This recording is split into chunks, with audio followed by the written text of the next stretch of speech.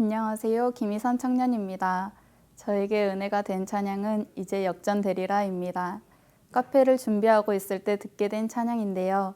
막막한 상황 속에서도 나의 모든 것을 알고 계시고 일하시는 주님을 다시 깨닫게 해준 찬양입니다.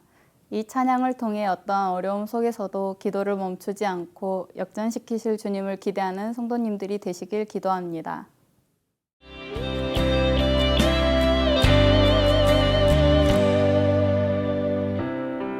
기도를 멈추지 마라. 눈앞의 상황이 마음을 눌러도 원망치 마라. 너의 입을 지켜라. 저들은 너의 입을 보고 있다. 마음을 뺏기지 마라. 내가 널 도우지 않는단 소리에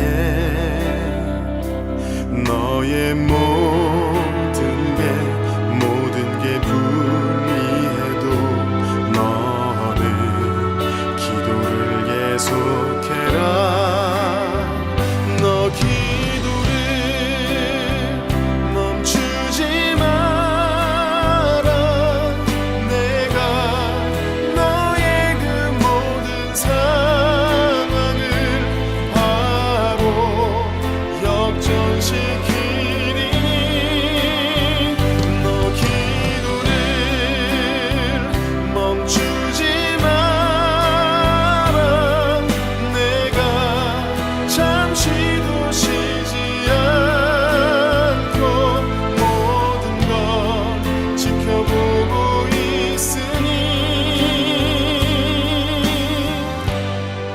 바로 역전되리라.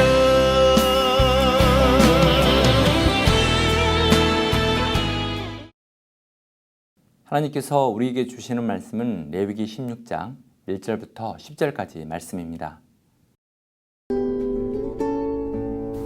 아론의 두 아들이 여호와 앞에 나아가다가 죽은 후에 여호와께서 모세에게 말씀하시니라. 여호와께서 모세에게 이르시되 내 형 아론에게 이르라. 성소의 휘장한 법궤 위 속죄소 앞에 아무 때나 들어오지 말라. 그리하여 죽지 않도록 하라. 이는 내가 구름 가운데에서 속죄소 위에 나타남이니라.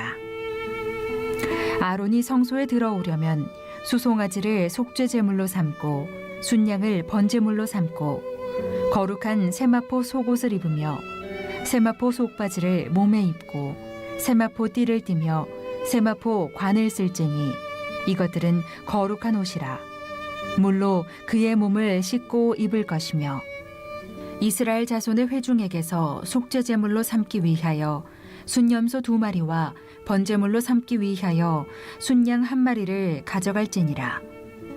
아론은 자기를 위한 속죄제의 수송아지를 들이되 자기와 집안을 위하여 속죄하고 또 그 두 염소를 가지고 회막문 여호와 앞에 두고 두 염소를 위하여 제비 뽑되 한 제비는 여호와를 위하고 한 제비는 아사셀을 위하여 할지며 아론은 여호와를 위하여 제비 뽑은 염소를 속죄제로 드리고 아사셀을 위하여 제비 뽑은 염소는 산채로 여호와 앞에 두었다가 그것으로 속죄하고 아사셀을 위하여 광야로 보낼지니. 레위기는 하나님을 만나는 방법, 하나님과 동행하는 방법에 대하여 알려주고 있습니다.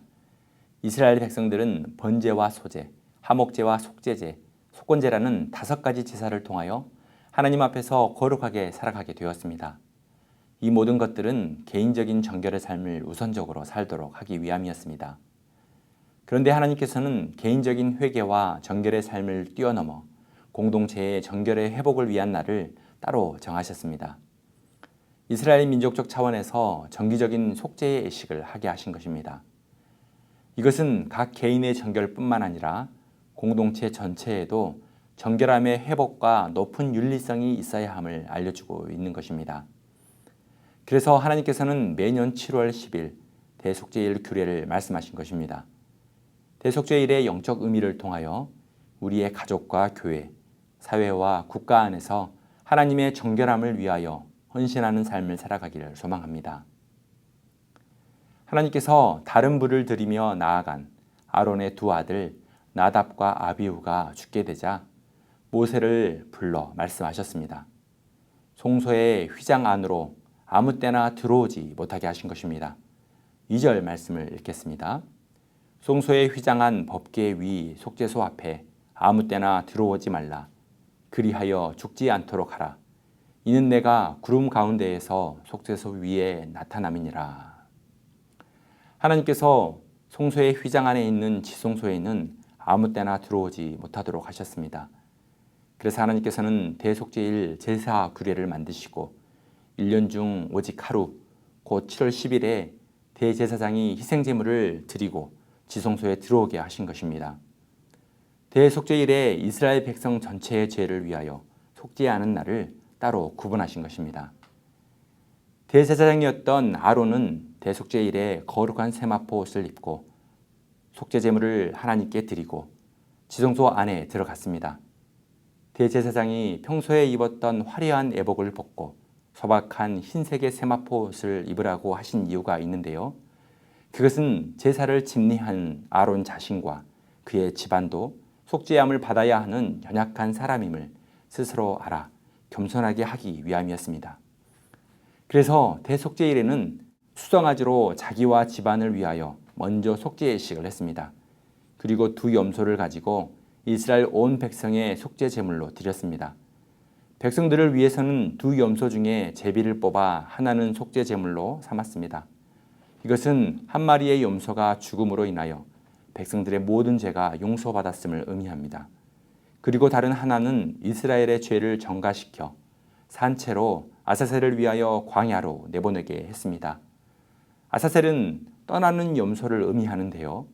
살아서 광야로 떠난 염소를 통해서 백성들이 죄의 정죄로부터 해방되고 자유함을 얻어 새 생명을 얻게 된 것을 상징하고 있습니다.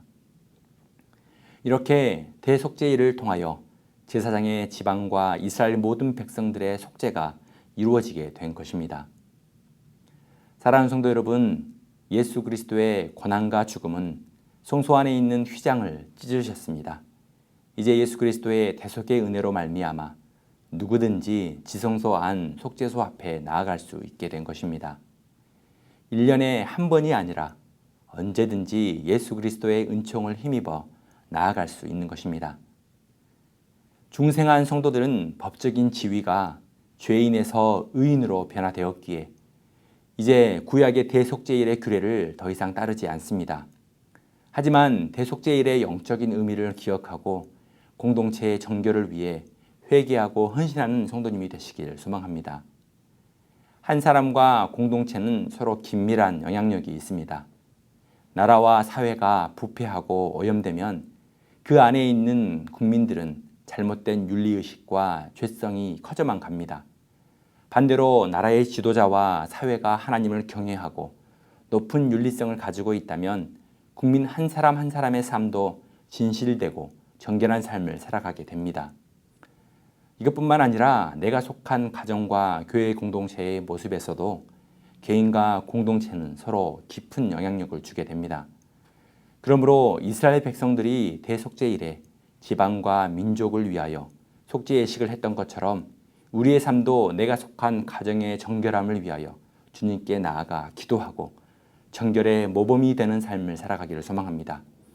더 나아가 내가 속한 교회와 직장과 이 사회 안에 거하는 모든 공동체 안에서 정결함과 윤리의식이 더 큰 관심을 가질 수 있도록 우리가 기도하고 헌신하고 봉사할 수 있는 우리 모두가 되기를 소망합니다. 공동체의 회복과 정결함을 위하여 주도적으로 헌신하는 삶을 살아가는 오늘이 되기를 축복합니다. 기도드리겠습니다.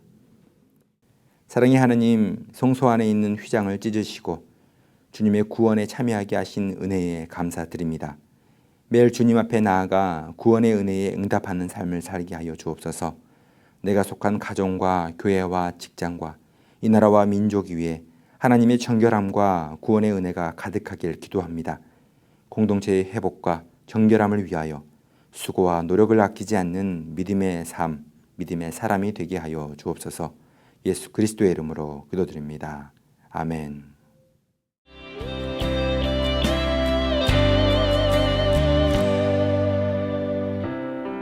기도를 멈추지 마라. 눈앞의 상황이 마음을 눌러도 원망치 마라. 너의 입을 지켜라. 저들은 너의 입을 보고 있다. 마음을 뺏기지 마라. 내가 널 도우지 않는단 소리에 너의 모든 게 불리해도 너는 기도를 계속해라. 너 기도를 멈추지 마라. 내가 너의 그 모든 상황을 바로 역전시키리니 너 기도를 멈추지 마라. 내가 잠시도 쉬지 않고 모든 걸 지켜보고 있으니 바로 역전돼